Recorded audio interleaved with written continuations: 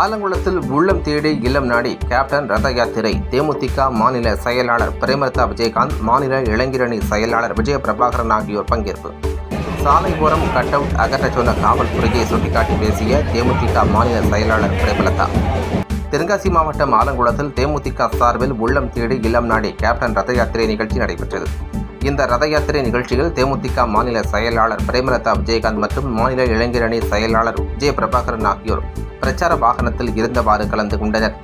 முன்னதாக ஆலங்குளம் மார்க்கெட் பகுதியிலிருந்து ஆலங்குளம் நகரில் முக்கிய வீதிகளில் வழியாக சிறுவர்கள் சிலம்பம், செண்டை மேளம் முழங்க ஊர்வலமாக வந்து நெல்லை தென்காசி சாலை பேருந்து நிலையம் அருகே அமைந்துள்ள காமராஜர் சிலை முன்பு வரை இந்த ரத யாத்திரை நடைபெற்றது.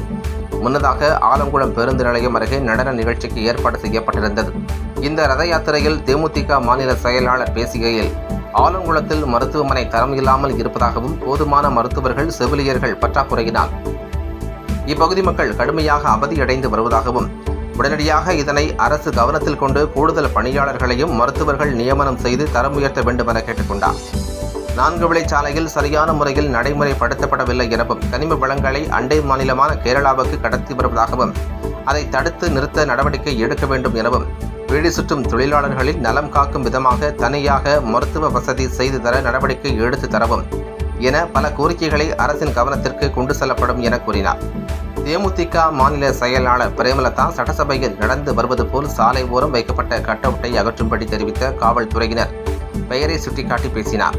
அதனைத் தொடர்ந்து தமிழகத்தில் விரைவில் சட்டமன்ற தேர்தல் நடைபெறவுள்ள நிலையில் கட்சி நிர்வாகிகள், தொண்டர்கள் எல்லோரும் எதிர்பார்க்கின்ற அளவில் நல்ல கூட்டணி அமைத்து வெற்றி பெறுவோம் எனவும் சூளுரைத்தார். இந்த பரப்புரையில் மாவட்ட செயலாளர் பழனி சங்கர் மற்றும் நிர்வாகிகள், தொண்டர்கள், திரளான பொதுமக்கள் உட்பட ஏராளமானோர் கலந்து கொண்டனர். தென்காசி மாவட்டத்தில் 2 நாட்களாக பரப்புரை மேற்கொண்ட பின்னர் திருநெல்வேலி மாவட்டத்திற்கு புறப்பட்டு சென்றார். என்ன பயம்ன்ற இன்னைக்கு எல்லா கட்சியும் தான் வைக்கிறாங்க, எல்லா கட்சியும் தான் பேனர் வைக்கிறாங்க, கொடி வைக்கிறாங்க, லைட் வைக்கிறாங்க. ஏன் தேமுதிக இன்னைக்கு ஒரு நாள் கொஞ்ச நேரம் வச்சா என்ன பயம்? என்ன புரியல எங்களுக்கு. அந்த ஒரு பேனர் நீங்க கழட்டி வச்சிட்டீங்கன்னா சட்டசபையில உங்க அண்ணி நடக்காமையவா போற? கட்டாயம் கடவுள் அருளாலும் கேப்டன் அருளாலும் நடக்கும். நல்ல கூட்டணியை அமைப்போம். நீங்கள் விரும்பும் கூட்டணியை அமைப்போம். உறுதியாக உரிய நேரத்தில் அறிவிப்போம் என்பதை உங்களிடம்